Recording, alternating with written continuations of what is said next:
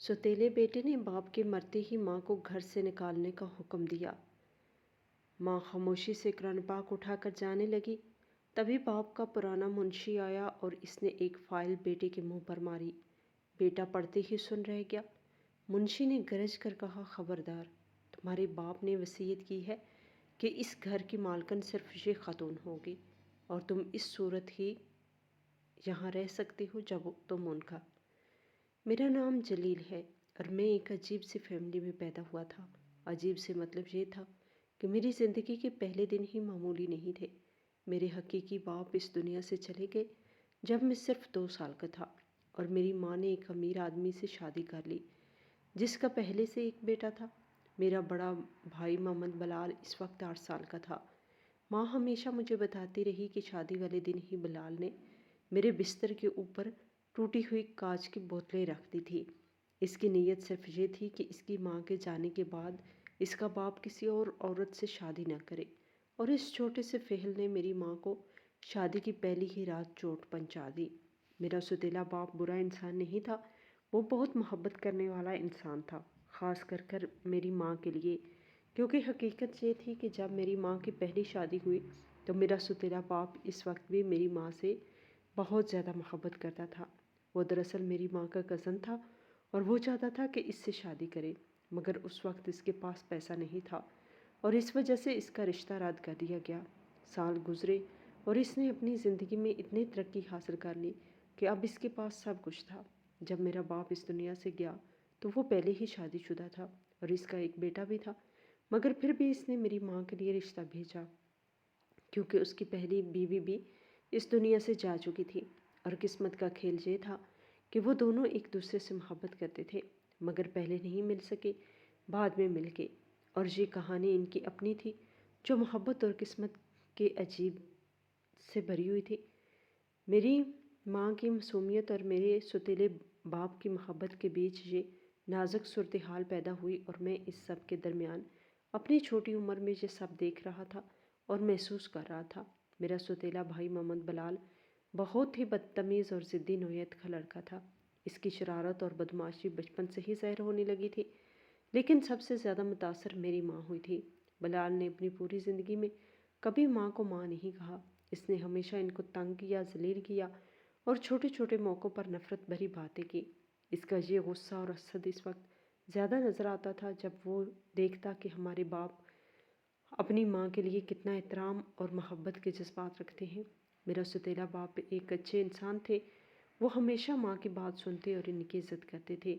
इनकी मोहब्बत और फरमाबरदारी के बायस बलाल अपने जज्बात ज़ाहिर नहीं कर पाता और अक्सर वो गुस्से में आकर शोर मचाता, लेकिन बाप के सामने वो कुछ नहीं कर पाता था। बाप की ताकत और मोहब्बत की वजह से घर में अमन कायम रहता था और माँ भी किसी की मोहताज नहीं थी, क्योंकि बाप ने हमेशा इनकी हर ज़रूरत पूरी की और इनका सहारा बने। मेरे साथ एक मसला भी था।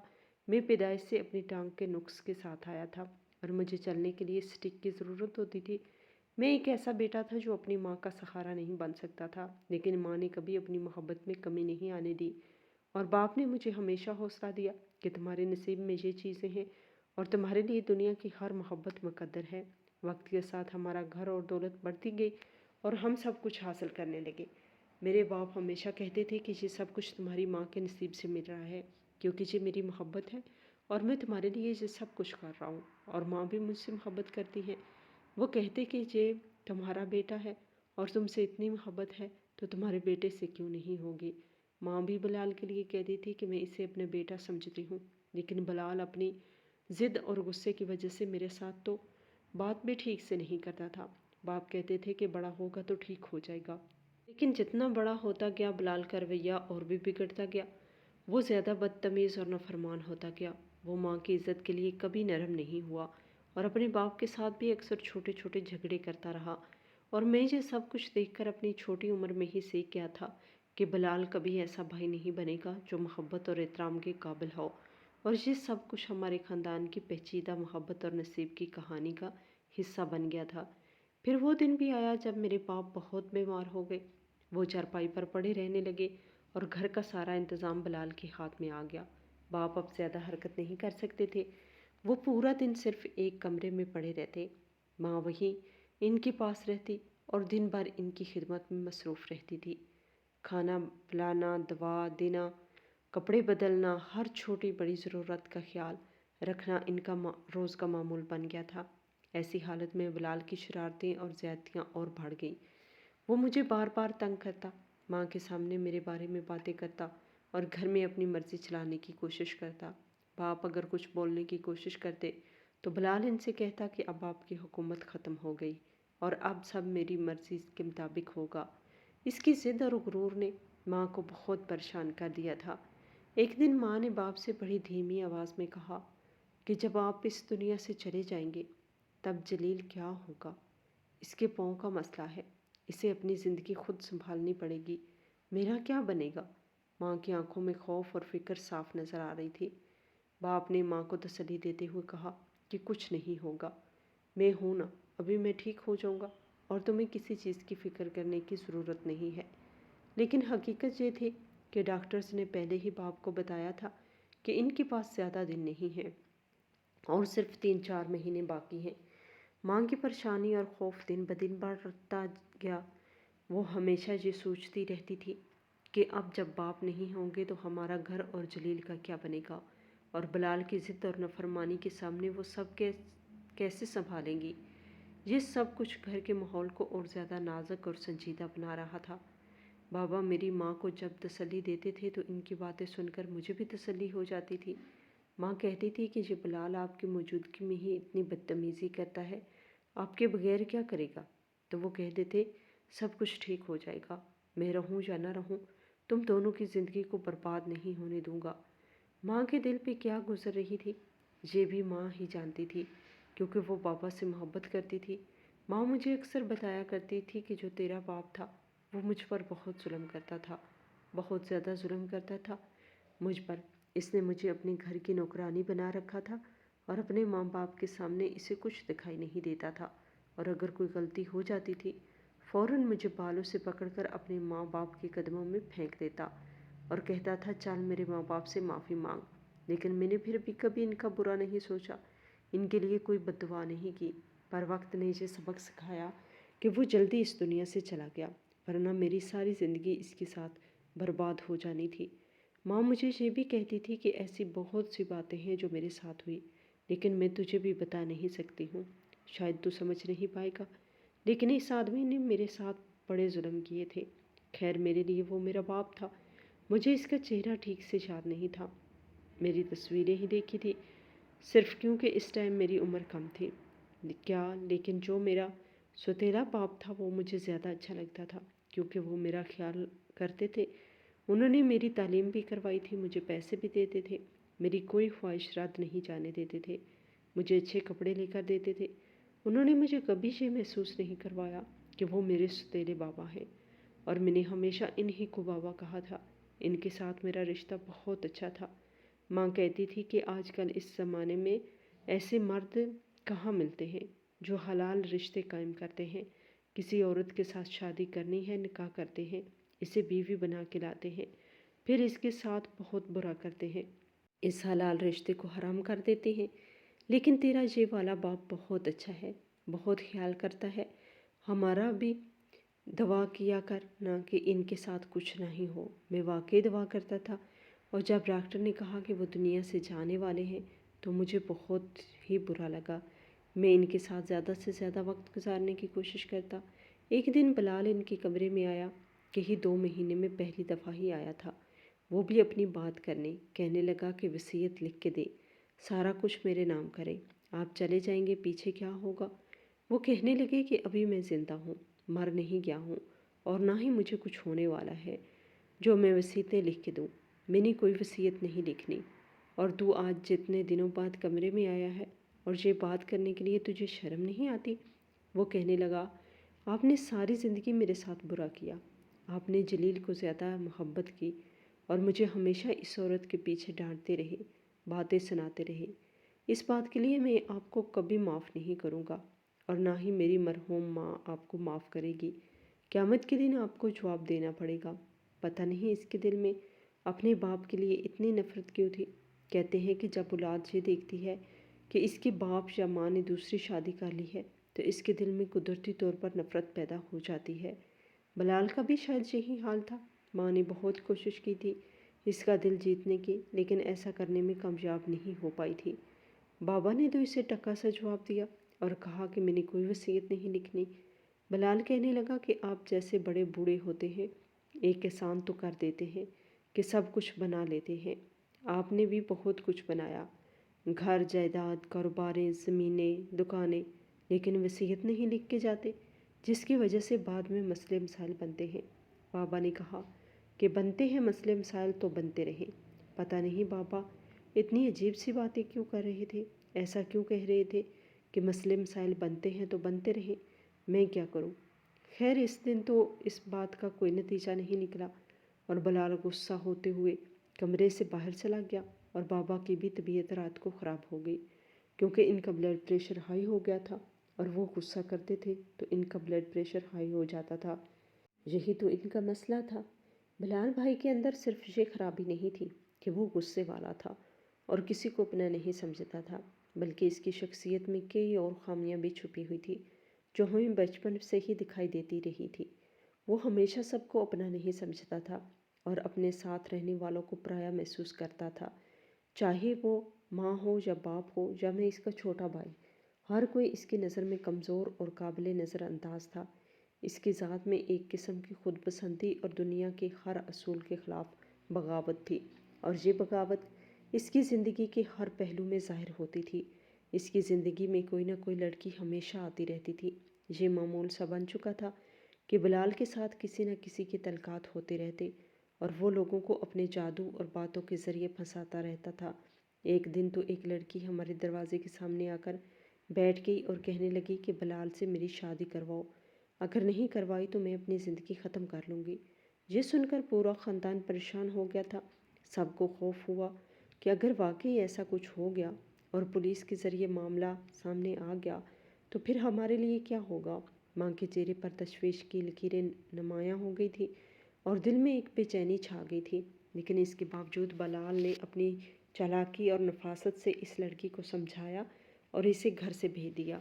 ہمیں بعد میں گھر کی نوکرانی سے بتایا کہ وہ لڑکی ہی اس دنیا سے چلی گئی ہے، لیکن یہ واضح نہیں تھا کہ اس نے اپنی زندگی خود ختم کی ہے یا کوئی بیماری اس کی موت کی وجہ بنی۔ بلال کی زندگی میں یہ چھوٹی چھوٹی اور بڑے بڑے جھوٹ، دھوکے اور چالاکیاں ایک معمول بن چکی تھی۔ وہ لوگوں کو دھوکہ دینے میں مہارت رکھتا تھا اور محبت کے جھانسے میں بہت سے نوجوان لڑکوں اور لڑکیوں کو پھنساتا رہتا تھا۔ رات کے وقت بلال اکثر گھر سے باہر رہتا تھا، کئی گھنٹے گھر واپس نہیں آتا تھا اور ماں ہمیشہ پریشان رہتی تھی کہ کہیں کچھ برا نہ ہو جائے۔ اس کی یہ عادت تھی کہ وہ راتوں میں باہر ہو کر شراب پیتا اور سگریٹ بھی پیتا۔ وہ اپنے غرور اور ضد کی وجہ سے کبھی کسی کی بات نہیں سنتا تھا اور جو لوگ اسے روکنے کی کوشش کرتے انہیں وہ اپنی ناراضگی کا نشانہ بناتا تھا۔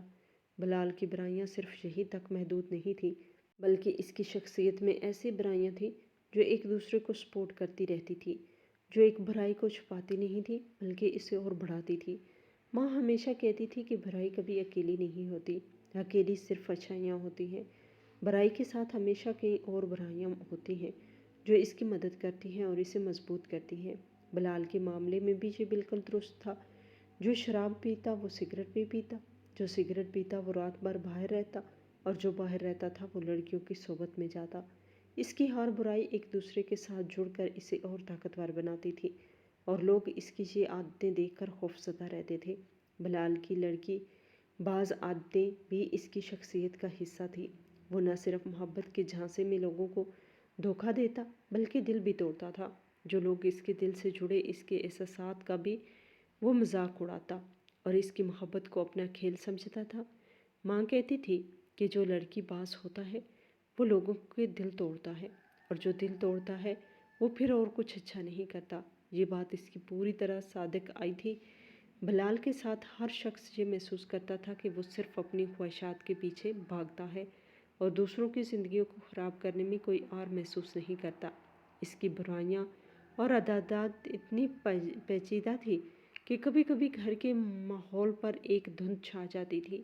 ماں اور باپ بھی بلال کی یہ عادات دیکھ کر پریشان رہتے تھے، لیکن باپ کی بیماری اور ماں کی معصومیت کی وجہ سے कोई भी इसे रोक नहीं पाता था। मैं छोटे भाई की हैसियत से सिर्फ सब कुछ देखता रहता था और अपने अंदर एक खौफ और अदम तहफ़्फ़ुज़ का एहसास पैदा होता रहा। बलाल की ये आदत सिर्फ बुराई और जुल्म नहीं थी, बल्कि एक मुकम्मल नफ्सियाती पेचीदगी थी, जिसमें गुरूर, खुद पसंदी, हसद, लड़कीबाजी, धोखा, शराब नोशी और दिल तोड़ना सब शामिल था। रात के वक्त जब सब सो रहे होते तो बिलाल अक्सर बाहर निकल जाता और अपनी ज़िंदगी की खुशियाँ और आज़ादी बाहर की दुनिया में तलाश करता। ये बात हमें घबराहट में डाल देती थी कि कहीं कुछ बुरा ना हो जाए, लेकिन वो अपनी ज़ात की दुनिया में इतना मशहूर रहता कि इसकी परवाह किसी को नहीं होती थी। माँ हमेशा यही कहती थी कि बुराई कभी अकेली नहीं होती। ये बात बिलाल पर पूरी तरह आती थी, क्योंकि हर बुराई इसके अंदर दूसरी बुराइयों के साथ जुड़कर इसे मजबूत कर रही थी और इसे एक मुकम्मल बुराई की शख्सियत बना रही थी। मैंने ये सब कुछ छोटे भाई की हैसियत से देखा और महसूस किया कि बिलाल सिर्फ एक शरारती, गुरूर से भरा, लड़कीबाज, दिलशकन, शराबनोश और सिगरेट पीने वाला लड़का नहीं था, बल्कि इसकी शख्सियत एक मुकम्मल बुराई का मजमूआ थी, जो हर दिन नया रंग इख्तियार करती रहती थी। इसकी हर हरकत, हर बात, हर फेल इसकी बुराई और जुल्म की गवाही देता था, और हमें सब कुछ देखकर सिर्फ हैरत और खौफ के सिवा कुछ नहीं मिलता था। माँ हमेशा यही कहती थी कि जो बुराई लोगों के दिल तोड़ती है वो कुछ अच्छा नहीं करती, और बिलाल की मिसाल इसी बात की मुकम्मल तस्वीर थी। इसकी ज़िंदगी के हर पहलू में ये हकीकत छुपी हुई थी कि वो सिर्फ अपनी ख्वाहिशात, अपनी बुराइयों और अपनी ज़िद के गुलाम है, और जो लोग इसके करीब आते हैं वो इसकी बुराइयों के हाथों मुतासर होते हैं, और जो दिल बर्बाद होता है वो फिर कभी खुशी नहीं पाता। जो बिलाल की ज़िंदगी एक मुसलसल धोखा, बुराई, लड़कीबाज आदत, दिलशकन हरकतें, शराबनोशी, रातों की बेरारवी और माँ बाप की मोहब्बत और सब्र के बीच फंसे रहने की कहानी बन गई थी, जो हर दिन कुछ नया दिखाती थी और हमें ये सबक देती थी कि बाज़ लोग सिर्फ अपनी ख्वाहिशात की तस्कीन के लिए सब कुछ नुकसान पहुंचा सकते हैं, और बिलाल इसकी मुकम्मल तस्वीर था। मेरी माँ ने मुझे एक किस्सा सुनाया था। मुझे याद करके मुझे हमेशा एक अजीब सुकून महसूस होता था।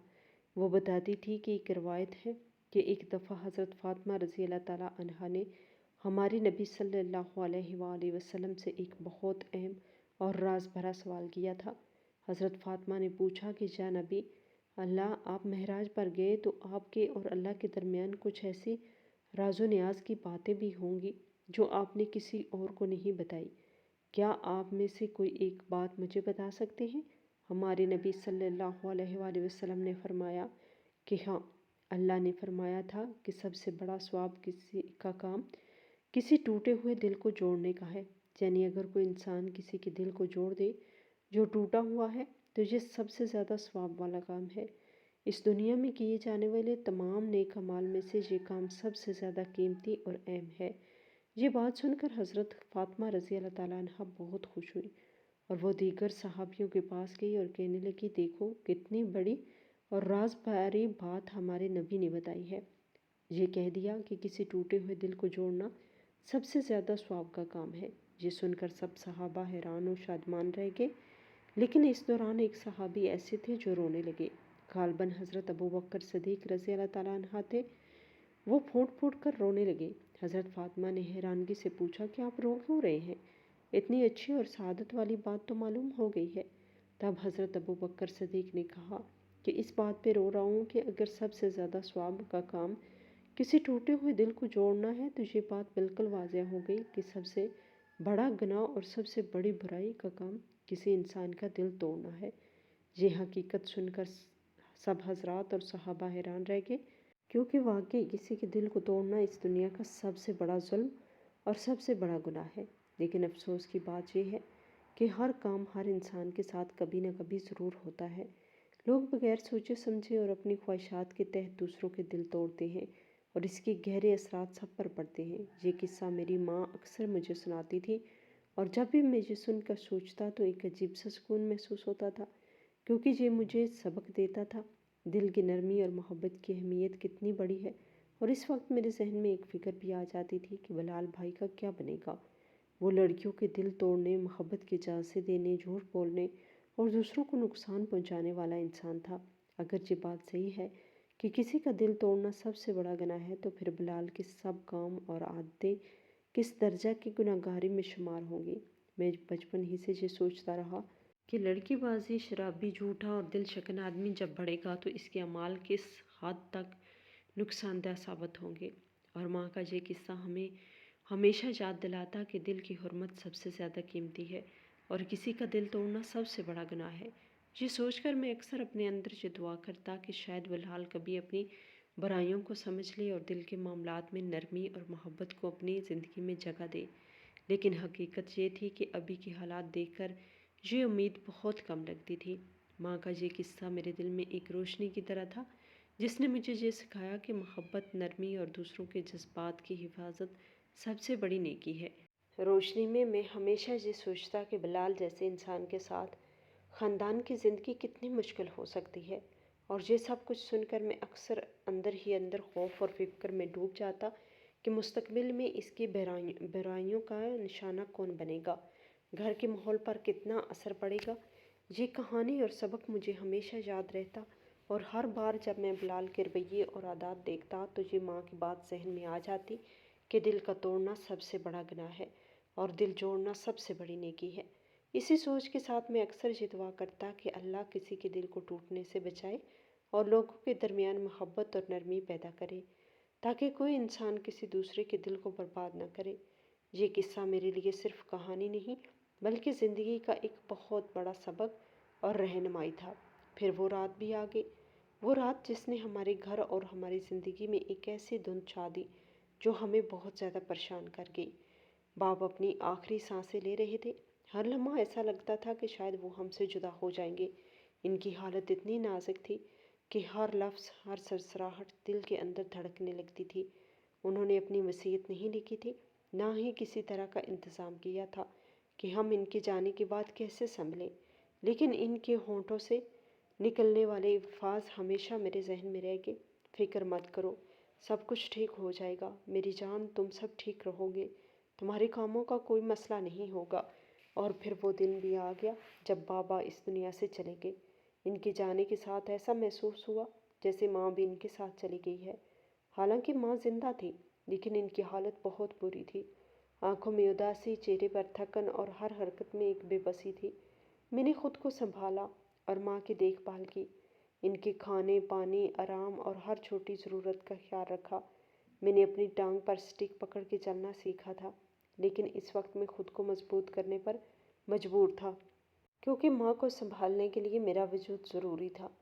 میں دوسری بار یتیم ہوا تھا، اور اس بار یتیم ہونے کا دکھ اور بھی زیادہ شدید تھا، کیونکہ پہلے سے بھی زندگی کی تلخیوں کا سامنا کر چکا تھا۔ بلال بھی پریشان تھا، لیکن اس کی پریشانی کا انداز اور طریقہ مختلف تھا۔ وہ اپنے جذبات کو کنٹرول نہیں کر پاتا تھا، اور جو بھی رنج اسے اندر سے کھا رہا تھا وہ باہر نکالنے کے لیے کسی کو نشانہ بناتا تھا۔ باپ کو مٹی کے حوالے کر دیا گیا، آخری رسومات پوری کی گئی، اور 2 دن بھی نہیں گزرے تھے کہ بلال نے رات کو ہمیں سخت الفاظ میں دھمکی دی، اور اس نے کہا صبح تک تم لوگ اپنا سامان اٹھا کر یہاں سے دفع ہو جاؤ، میں تم دونوں کی شکل نہیں دیکھنا چاہتا، میرا تم دونوں کے ساتھ کوئی رشتہ نہیں، کوئی تعلق نہیں، اور میں تم لوگوں کو اب اس گھر میں نہیں رکھوں گا۔ بابا بیمار تھے اس لیے میں خاموش رہا، نہیں تو شاید میں پہلے ہی بلال کو جواب دے چکا ہوتا، لیکن میں نے اپنے اندر صبر رکھا، ماں کو سکون دینے کی کوشش کی اور کمرے میں خاموش بیٹھا رہا۔ بلال یہ کہہ کر کمرے سے چلا گیا۔ میں نے محسوس کیا کہ اب ہمارے لیے ہر چیز بدل چکی ہے۔ ماں کی طبیعت پہلے ہی خراب تھی، ان کی سانسیں بے ترتیب تھیں، اور وہ بس لیٹی رہی میری طرف دیکھے بغیر۔ میں نے ان سے کہا کہ ہم صبح واقعی اس گھر سے جائیں گے، لیکن ماں نے کوئی جواب نہیں دیا۔ میں کمرے میں بیٹھا سوچ رہا تھا کہ صبح ہونے کے بعد کیا ہوگا، ہم کہاں جائیں گے، کیا کریں گے، اور کس کے پاس پناہ لیں گے۔ دل میں ایک عجیب سا خوف اور بے بسی چھا گئی تھی۔ باپ کے جانے کا غم اور بلال کی سختی، ماں کی بے بسی اور میری چھوٹی عمر میں یہ سب بوجھ ایک ساتھ میرے دل پر بھاری تھا۔ ہر لمحہ یہ سوچتے ہوئے گزرتا کہ اب ہمارا مستقبل کیا ہوگا، ہمیں کہاں جانا پڑے گا، اور کیا حالات ہمیں برداشت کرنے ہوں گے۔ وہ رات طویل اور خوفناک تھی، ہر لمحہ ایسا لگتا تھا دیواریں ہمارے قریب آ رہی ہیں اور باہر کی دنیا میں ہمارے لیے کوئی پناہ نہیں ہے۔ ماں خاموش لیٹی رہی، اور میں اپنے اندر ایک کمزوری اور چپ چاپ صبر کو جمع کرنے کی کوشش کر رہا تھا۔ میں سوچ رہا تھا کہ صبح ہوگی، لیکن صبح کے ساتھ کیا ہوگا، ہم کس طرح اپنی زندگی کو سنبھالیں گے؟ یہ سب کچھ ایک بھاری بوجھ کی طرح میرے دل پر تھا۔ رات کے اندھیرے میں صرف سوچ اور پریشانی تھی۔ باپ کی یادیں اور ان کے آخری الفاظ، ماں کی خاموش اداسی اور بلال کی سختی ایک ساتھ میرے دل میں گھل مل کر ایک درد بھرا سما بنا رہے تھے۔ میں جانتا تھا کہ صبح ایک نیا دن لے کر آئے گا، لیکن اس دن کے ساتھ ہمیں اپنے وجود اور اپنے گھر سے الگ ہونے کا خوف بھی آئے گا، اور اس خوف کی شدت مجھے بے حد تھکا دیتی تھی۔ ہم نے سوچا تھا کہ بلال ایسا نہیں کر سکتا، وہ ہمیں گھر سے نہیں نکالے گا، لیکن جب صبح ہوئی تو وہ ہمارے سر پر آ کر کھڑا ہو گیا اور زور سے کہنے لگا، بس اٹھو، نکلو یہاں سے، نہیں تو مجھے تم لوگوں کو دھکے دے کر یہاں سے نکالنا پڑے گا۔ میری ماں حیران رہ گئی اور کہنے لگی، ہم کہاں جائیں گے بیٹا؟ مجھے تو کچھ نہیں پتا کہاں جاؤ گے۔ اس کی آنکھوں میں خوف اور بے بسی واضح تھی، لیکن آواز میں ایک خاموش تسلی بھی تھی۔ انہوں نے کہا کہ تمہارے باپ سے تم لوگوں نے بہت کچھ حاصل کیا ہوگا، اور امید ہے تم لوگوں کا گزارا ہو ہی جائے گا۔ بس جاؤ، میری جان چھوڑو، یہ میرا گھر ہے۔ ماں نے پھر کہا، نہیں بیٹا، ہم نے کچھ نہیں لیا کبھی بھی، بس محبت اور خلوص کے علاوہ بس ایک چیز ہے جو میں اس گھر میں رکھتی تھی، اور وہ تمہارے باپ نے مجھے منہ دکھائی میں تحفے میں دی تھی، وہ میں ساتھ لے کر جانا چاہتی ہوں۔ بلال نے تھوڑی دیر سوچا اور کہا، ہاں لے جاؤ۔ ماں نے کبٹ میں سے قرآن مجید اٹھایا اور کہا کہ تمہارے باپ نے مجھے منہ دکھائی میں قرآن مجید بھی دیا تھا۔ وہ قرآن مجید کو گلے سے لگایا اور میرا ہاتھ پکڑ کر کہنے لگی، چلو یہاں سے۔ میں حیران تھا کہ ماں اتنی آسانی سے ہار مان رہی ہے۔ ہمیں کہاں جانا پڑے گا؟ ہماری حالت تو فقیروں جیسی ہو جائے گی۔ لیکن ماں نے سکون اور حوصلے کے ساتھ قدم بڑھایا اور ہمیں ساتھ لے جانے کو کہا۔ ہم گھر کی دہلیز پار کرنے والے تھے کہ اچانک باپ کے پرانے منشی اور وکیل صاحب گھر میں داخل ہوئے۔ وہ دونوں یہ منظر دیکھ کر ہمیں روکنے لگے اور کہا کہ رک جاؤ صفیہ بہن، ایک بڑی ضروری بات کرنی ہے۔ بلال کا غصے میں کہا، کون سی ضروری بات کرنی ہے، اور ان کو کیوں روک رہے ہو؟ ان کو جانے دو، پھر جو ضروری بات کرنی ہے وہ مجھ سے کرو۔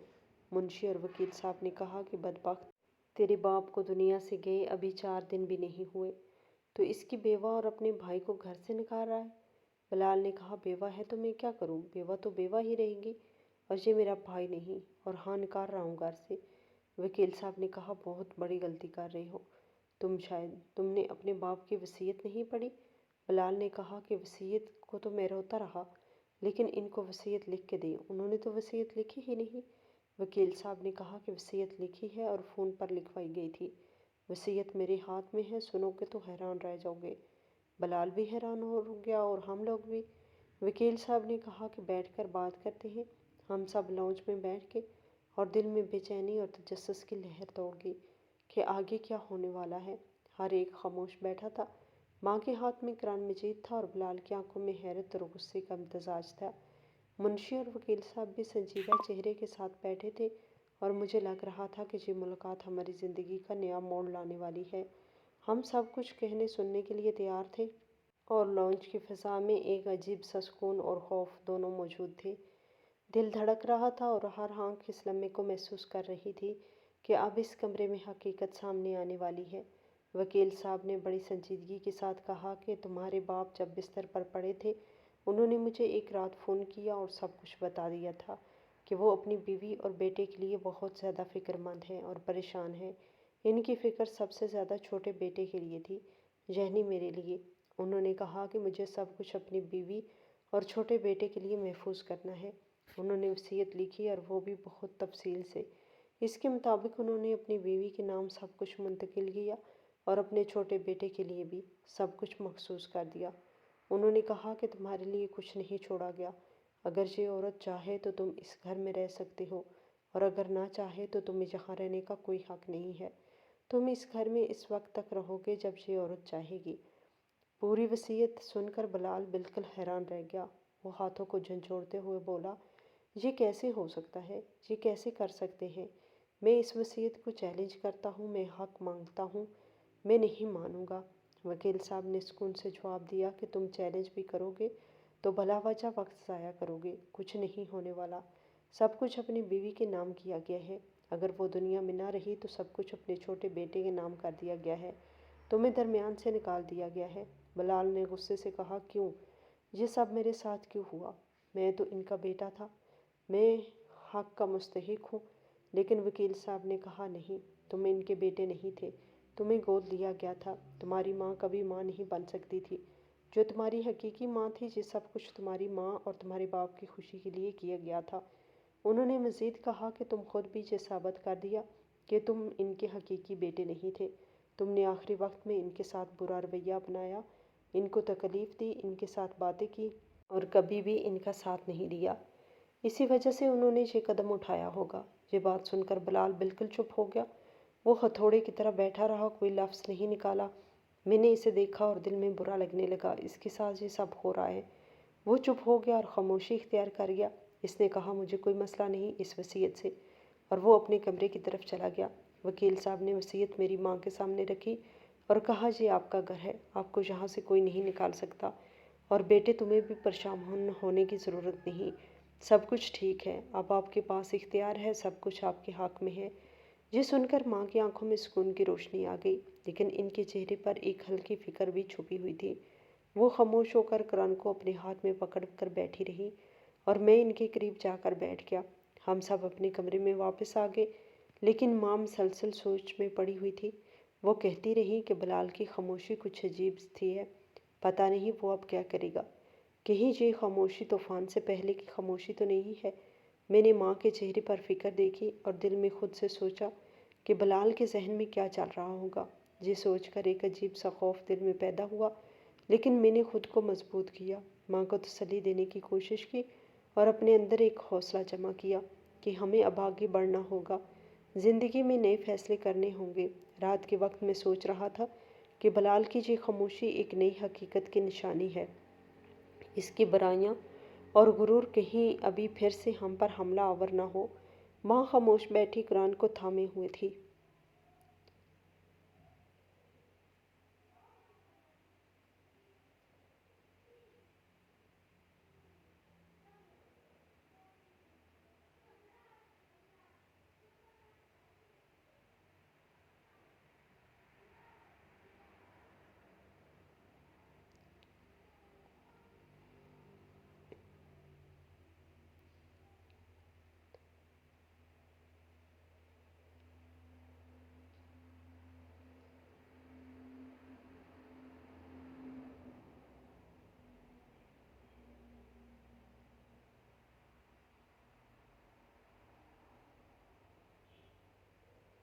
ماں نے بس سر ہلایا اور کہنے لگی بیٹا، اب وقت آ گیا ہے کہ ہم اپنی زندگی کو نئے سرے سے سنبھالیں، اور یہ گھر ہمارا ہے جہاں ہماری طاقت اور حق موجود ہے۔ رات ختم ہوئی اور خاموشی میں ہمیں یہ احساس ہوا کہ بلال کی چپ ہمارے لیے خطرہ بھی ہے اور سبق بھی، کہ حقیقی طاقت اور حق ہمیشہ حقدار کے پاس ہوتا ہے، اور جو صحیح راستے پر ہوتا ہے وہ کبھی نہیں ہارتا۔ ہم سب اپنے کمرے میں بیٹھ کر یہ سوچتے رہے کہ آگے کیا ہونے والا ہے، لیکن دل میں یقین تھا کہ اب سب کچھ بدل چکا ہے اور زندگی کی نئی راہیں ہمارے سامنے کھل گئی ہیں۔ 2-3 دن گزر گئے، بلال بھائی نے کوئی بھی رد عمل نہیں دیا، بس وہ اپنے کمرے میں ہی ناشتہ منگوا رہے تھے اور اپنے کمرے میں ہی قید تھے۔ میں نے ماں سے کہا یا تو یہ کوئی پلان بنا رہا ہے آدمی اور ہماری جان خطرے میں ہے۔ بابا نے ہمارے نام وصیت کر کے اچھا نہیں کیا، اگر ہمیں کچھ ہو گیا، یہ سارا کچھ اس نے ہڑپ کر لیا تو کون کرے گا؟ وکیل صاحب کو دوبارہ فون کیا، انہوں نے کہا کہ پریشان ہونے کی ضرورت نہیں، وصیت میں یہ بھی لکھا ہے کہ اب اگر آپ لوگوں کو کچھ ہوا تو اس کا ذمہ دار بلال کو ہی سمجھا جائے گا، اور ساری جائیداد بلال کو نہیں بلکہ ایک ٹرسٹ کو مل جائے گی۔ اور ابھی بلال نے مجھ سے وصیت کی کاپی بھی منگوائی ہے اپنے واٹس ایپ پہ۔ اگر وہ چپ ہے تو آپ لوگ پریشان نہیں ہو، شاید وہ چیزوں کو سمجھ رہا ہے۔ میں نے بھی ماں سے کہا کہ شاید ایسا ہی ہوگا۔ ماں نے کہا کہ تمہارے بابا نے جانے سے پہلے ہمیں محفوظ کر دیا، وہ ہم سے واقعی بہت محبت کرتے تھے، لیکن ماں کہہ رہی تھی کہ ان کو اس جائیداد سے کوئی مطلب اور کوئی مقصد نہیں ہے، کیونکہ جو ان کے لیے سب سے قیمتی تھا وہ دنیا سے جا چکا ہے۔ وہ بس میری خوشی چاہتی تھی کہ میری زندگی اچھے سے گزرے، اس کے لیے یہ ساری جائیداد ان کو نہیں چاہیے تھی۔ وہ کہنے لگی کہ خود سب کچھ بلال کے نام کر دیں گی۔ میں نے بھی انہیں کہا کہ جیسا آپ کو بہتر لگے۔ صبح کی روشنی دھیرے دھیرے گھر کے اندر داخل ہوئی اور بلال کمرے سے باہر نکلا۔ ماں نے دل میں سوچا کہ اب وقت آ گیا ہے کہ بلال سے بات کی جائے۔ اس نے کہا بیٹا مجھے تم سے ایک بات کرنی ہے، لیکن جیسے ہی بلال نے سر اٹھایا وہ اچانک ماں کے قدموں کے قریب آ کر بیٹھ گیا اور پھوٹ پھوٹ کر رونے لگا۔ میں حیران رہ گئی، یا ماں بھی حیرت میں تھی اور کہنے لگی کیا ہو گیا؟ بلال نے آنکھوں میں آنسو لیے کہا کہ میں نے کل آپ کی باتیں سن لی تھی کہ آپ سب کچھ واپس میرے نام کرنا چاہتی ہیں۔ اگر آپ مخلص نہیں ہوتی تو یہ فیصلہ کیوں کر رہی ہیں؟ لوگ آج کل جائیداد کے پیچھے اپنوں کو بھی دنیا سے روانہ کر دیتے ہیں، لیکن آپ پھر بھی سب کچھ میرے نام کر رہی ہیں۔ مجھے کچھ نہیں چاہیے، بس آج سے آپ ہی میری ماں ہیں۔ میری ماں بھی نہیں رہی، باپ بھی چلا گیا، میرا تو کوئی بھی نہیں، پتہ نہیں میں کس کی اولاد ہوں۔ ماں نے اپنے ہاتھ اس کے سر پر رکھے اور کہا ایسا نہیں کہو، تم میری اولاد ہو، تم میرے بیٹے ہو، میں تمہاری ماں ہوں۔ یہ سن کر بلال نے آنکھیں بند کر کے سر جھکا لیا اور معافی مانگی۔ اس کی آواز میں شرمندگی اور درد دونوں تھے۔ ماں نے فوراً معاف کر دیا اور اس دن میں نے اپنے بڑے بھائی کو پہلی بار اصل میں پایا۔ اس دن مجھے احساس ہوا کہ واقعی بلال میرے لیے بڑا بھائی ثابت ہوا تھا۔ اس کے بعد بلال نے دل سے اپنے رویے بدلنا شروع کیا۔ اس نے میری مدد کرنے کی ٹھانی اور مجھے اپنی نگرانی میں رکھا۔ وہ مجھے ہر کام سکھاتا، میرے ساتھ کاروبار چلانے لگا۔ ہم دونوں مل کر گھر کے معاملات بھی سنبھالتے اور کاروبار کو آگے بڑھاتے۔ ماں نے ہمارے لیے کھانے پینے کی چیزیں ہر وقت تیار رکھی اور ہماری ہر ضرورت کا خیال رکھا۔ ہم نے مل کر سب کچھ بہتر بنانے کی کوشش کی۔ بڑے بھائی کی حیثیت سے بلال نے مجھے ہر وقت رہنمائی دی اور میں نے محسوس کیا کہ وہ واقعی میرا بھائی ہے اور مجھے اپنی طاقت اور تجربے کے ساتھ آگے بڑھنے کی ترغیب دیتا تھا۔ ہم دونوں نے مل کر کام کرنا سیکھا، کاروبار میں کامیابی حاصل کی اور گھر میں نظم و نسق قائم کیا۔ ہم نے اپنے والد کی یاد میں یہ عہد کیا کہ اب ہم سب کو ایک دوسرے کا سہارا بننا ہے۔ ماں نے بلال کے لیے ایک خوبصورت اور شرافت والی لڑکی بھی تلاش کی اور اس کی شادی کرائی۔ شادی کے بعد بلال بالکل ٹھیک ہو گیا۔ اس نے اپنے سارے برے کام کرنا چھوڑ دیے اور محبت اور سمجھداری سے زندگی گزارنا شروع کر دیا۔ ہم سب نے ایک ساتھ مل کر ہنسی خوشی زندگی گزارنا شروع کی۔ گھر میں سکون قائم ہوا اور ہر طرف محبت اور خلوص کی فضا چھا گئی۔ میں نے یہ دیکھا کہ محبت واقعی سب کچھ ٹھیک کر سکتی ہے۔ نفرت میں صرف تباہی اور بربادی ہوتی ہے، لیکن محبت ہر دل کو نرم کر دیتی ہے اور ہر تعلق کو مضبوط بناتی ہے۔ ہم نے یہ سیکھا کہ خاندانی محبت اور بھائی چارے سب سے بڑی دولت ہے اور جو لوگ ایک دوسرے کے لیے دل سے فکر کرتے ہیں ان کی زندگی میں سکون اور خوشی ہمیشہ قائم رہتی ہے۔ بلال نے ہر برائی چھوڑ دی تھی۔ اس نے اپنی زندگی کو بدلنے کا فیصلہ کر لیا تھا۔ اس نے اپنے غرور اور ضد کو پشے پشت ڈال دیا تھا، صرف اپنے خاندان کی خوشی کے لیے کام کرنا شروع کیا۔ ہم نے بھی اسے تسلی دی اور ہر قدم پر اس کے ساتھ کھڑے رہے۔ ماں نے ہمیں حوصلہ دیا اور ہمیں یقین دلایا کہ محبت کی طاقت سب سے زیادہ ہے اور یہی طاقت ہماری زندگی کو بہتر بنا سکتی ہے۔ اب ہم سب ایک ساتھ مل کر کاروبار چلاتے، گھر سنبھالتے اور ہر چھوٹی بڑی بات پر ایک دوسرے کا ساتھ دیتے تھے۔ بلال مجھے ہر کام سکھاتا اور میری تربیت کرتا تھا۔ میں نے بھی اسے ممکن مدد دی۔ ہم دونوں نے ایک دوسرے کی حمایت میں کبھی کمی نہیں آنے دی اور گھر میں محبت اور سکون قائم رہا۔ ماں بھی خوش تھی، وہ دیکھ رہی تھی کہ ان کے بچے ایک دوسرے کے ساتھ کتنی محبت سے زندگی گزار رہے ہیں اور ان کا گھر سکون اور خوشیوں سے بھر گیا تھا۔ ماں کے دل میں بھی سکون پیدا ہو گیا تھا اور وہ ہر روز دعائیں کرتی رہتی تھی کہ ہمارے بچوں کی زندگی میں محبت اور خوشیاں ہمیشہ قائم رہیں۔ اور یہ سب کچھ ہمیں یہ سکھا گیا تھا کہ اگر محبت ہو تو سب کچھ ممکن ہے۔ نفرت میں صرف نقصان اور دکھ ہوتا ہے، لیکن محبت ہر دل کو جوڑنے کا موقع دیتی ہے۔ محبت سب کچھ ٹھیک کر دیتی ہے۔ محبت سے ہم ایک دوسرے کو سمجھتے ہیں، سیکھتے ہیں اور ایک دوسرے کے ساتھ مضبوط تعلق قائم کرتے ہیں۔ بلال کی تبدیلی اور ہمارے درمیان محبت کا رشتہ اس بات کی عکاسی کرتا تھا کہ محبت سے ہی سب کچھ بہتر ہو سکتا ہے۔ اس دن کے بعد ہم سب نے اپنی زندگی میں ایک نئی امید پیدا کی۔ ہم نے سیکھا کہ مشکلات کے باوجود خاندان کی محبت اور بھائی چارہ سب کچھ ٹھیک کر سکتا ہے۔ ہم نے اپنے دلوں میں یہ فیصلہ کیا کہ اب ہم ہمیشہ ایک دوسرے کے ساتھ رہیں گے اور اپنے گھر کو سکون اور خوشی سے بھرنے کی کوشش کریں گے۔ بالآخر محبت نے سب کچھ ٹھیک کر دیا اور ہم ہنسی خوشی اپنے گھر میں رہنے لگے۔ ہماری آج کی یہ کہانی آپ کو کیسی لگی؟ کمنٹ باکس میں اپنی رائے کا اظہار ضرور کریں اور مزید اس طرح کی سبق آموز کہانیاں سننے کے لیے ہماری ویڈیو کو لائک کریں، شیئر کریں اور ہمارے چینل کو بھی سبسکرائب کریں۔